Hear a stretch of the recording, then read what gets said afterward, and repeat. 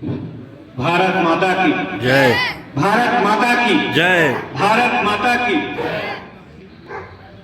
स्वर्गीय श्री संतोष ठाकुर जी के इस वार्षिक श्रद्धांजलि सभा के कार्यक्रम में आप सभी का हार्दिक अभिनंदन एवं स्वागत। उपस्थित सभी महानुभाव, हम सब जानते हैं कि 1992 का वो दिन जब स्वर्गीय संतोष ठाकुर जी का महान बलिदान हमारे समाज के लिए हुआ था। 90 का वो दशक जब एक ऐसा समाज जो पराधीनता की पीड़ा से जूझ रहा था, उस समय पराधीनता से छुटकारा पाने के लिए और स्वाधीनता की चिंगारी जगाने के लिए श्रद्धेय स्वर्गीय संतोष ठाकुर जी का बलिदान हुआ। जो हिंदू समाज आज भी इस बलिदान को पूजा के रूप से माना जाता है। इनके महान त्याग, संघर्ष और बलिदान के बदौलत ही आज जो इन्होंने एक वैचारिक दृष्टिकोण दिया था कि हमारे समाज को संगठित होना है, इकट्ठा होना है, और जिस प्रकार का वातावरण 90 के दशक में था, आतंकवाद ने कई घरों को नष्ट कर दिया था। यहाँ की एक ऐसी सोच जो पाकिस्तान द्वारा यहाँ पर नैरेटिव सेट करके यहाँ के हिंदू समाज को खत्म करने के लिए तथा प्रताड़ित करने के लिए अलगाववादी तथा आतंकवादी सोच के विरुद्ध जो संतोष ठाकुर जी की लड़ाई थी, उसमें उन्होंने अपना महत्वपूर्ण योगदान ही नहीं दिया, बल्कि अपना महान बलिदान देकर हम सबको ऋणी बनाया।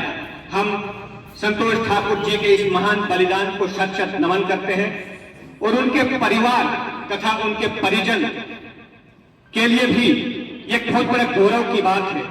शहीद का परिवार पूरा समाज होता है, परंतु जिस परिवार ने एक ऐसे पुत्र का जन्म दिया जिन्होंने एक ऐसा वैचारिक दृष्टिकोण दिया कि जम्मू कश्मीर को यदि बचाना है, यदि हमारे समाज को बचाना है, तो हमारे राजनीतिक और सामाजिक रूप से संगठित होना है।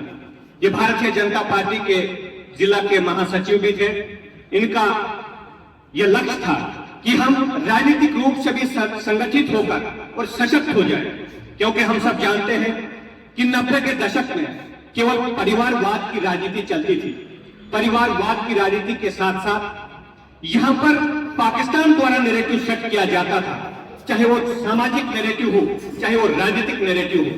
यहाँ पर केवल एक ही उद्देश्य के साथ राजनीति की जाती थी कि केवल हिंदू समाज को नीचा दिखाना, और हिंदू समाज में जितने भी लोग जो बोलने वाले थे, जो काम करने वाले थे, जो समाज को संगठित करने वाले थे, उनको निशाना बनाया जाता था।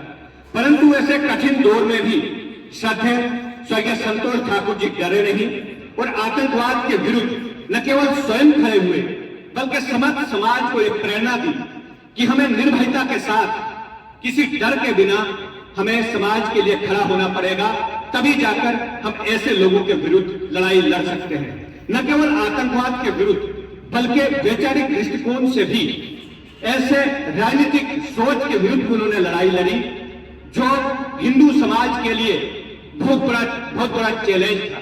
हम सब जानते हैं कि इन्होंने सनातन संस्कृति तथा हमारे देश के लिए जो बलिदान दिया है वो व्यर्थ नहीं जाना चाहिए और ना किया है। उसके पश्चात भी जब इन्होंने अपना बलिदान दिया, करोड़ों लोगों को, कई युवाओं को, कई बुजुर्गों को ये प्रेरणा मिली कि संतोष ठाकुर जी की तरह हम सबको आगे निकलना पड़ेगा और अपने समाज के लिए लड़ना पड़ेगा, और यदि आवश्यकता पड़ी तो बलिदान भी देने पड़ेंगे।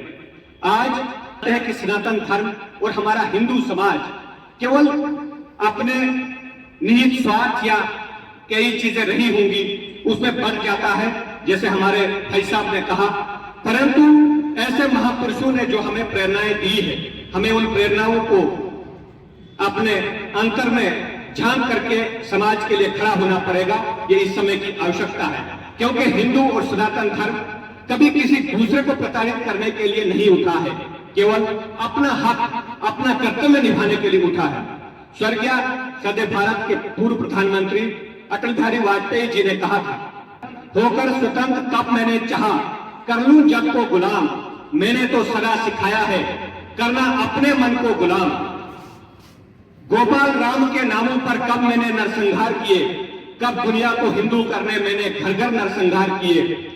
एक ऐसी कविता के माध्यम से श्रद्धेय अटल बिहारी वाजपेयी जी ने यह संदेश दिया था पूरे विश्व को कि हिंदू समाज, सनातन समाज जो है वो किसी दूसरे की धरती तथा किसी दूसरे को प्रताड़ित करने के लिए नहीं जीता है, बल्कि अपना समाज, अपने देश और अपने हित के लिए ही लड़ाई लड़ता है।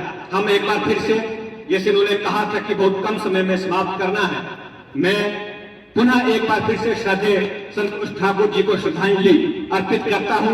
उनके परिवार का पूरा समाज ऋणी है ऐसे महापुरुष का जिन्होंने जन्म दिया है। पुनः आप सभी का बहुत बहुत धन्यवाद। जय हिंद, जय भारत, जय श्री राम।